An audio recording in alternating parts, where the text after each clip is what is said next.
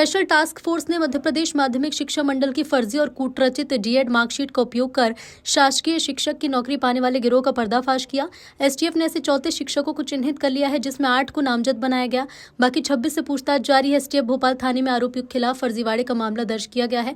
इसके अलावा फर्जी मार्कशीट तैयार कर मार्कशीट को बेचने वाले गिरोह के दर्जन भर सदस्य एसटीएफ के रडार पर हैं। उनसे पूछताछ पूरी होने के बाद बड़ा खुलासा होगा। एसटीएफ का आशंका है कि शिक्षा विभाग के भी कुछ लोग गिरोह में शामिल हो सकते हैं।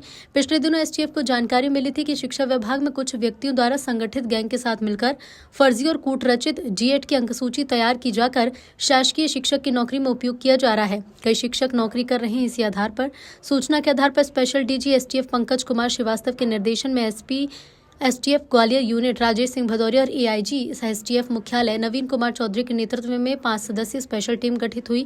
स्पेशल टीम ने मामले की जांच कर संबंधित शिक्षा विभाग कार्यालय से रिपोर्ट मांगी। खुलासा हुआ कि जिन डीएड अंकसूची के आधार पर शिक्षकों ने नौकरी प्राप्त की, वो कभी अधिकृत तौर पर जारी ही नहीं की गई, सब नकली है। एसटीएफ ने मामले के गोपनीय सत्यापन के बाद फिलहाल 8 ऐसे फर्जी शिक्षक के खिलाफ मामला दर्ज कर लिया है।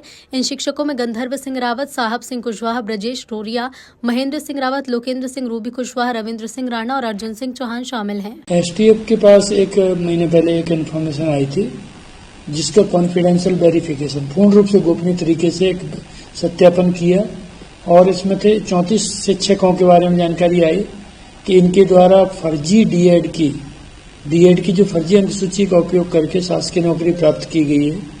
और साथ में ये भी इनपुट था कि इसमें एक संगठित गैंग इन्वॉल्व है, जो इनको इस तरीके की मार्कशीट बना के दे रहा है।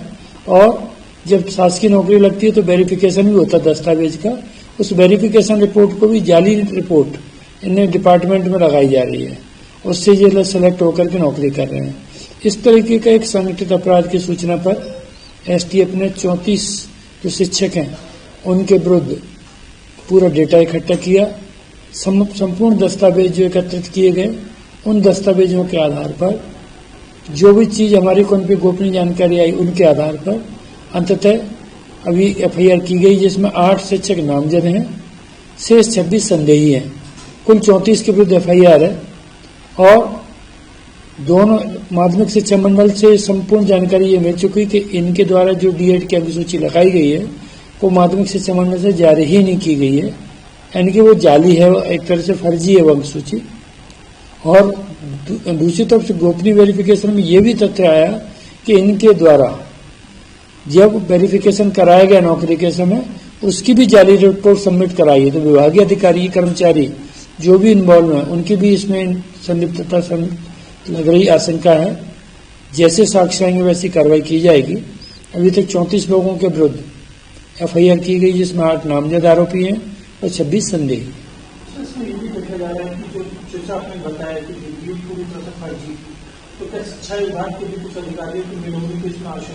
पूर्ण आशंका है। शिक्षा विभाग के जो भर्ती कमेटी के लोग होंगे, शुरू में प्रारंभ में भर्ती जो होती थी पंचायत ग्रामीण विकास करता था, जहां से भी जो भी इन्वॉल्व होगा उन पर कार्रवाई की जाएगी।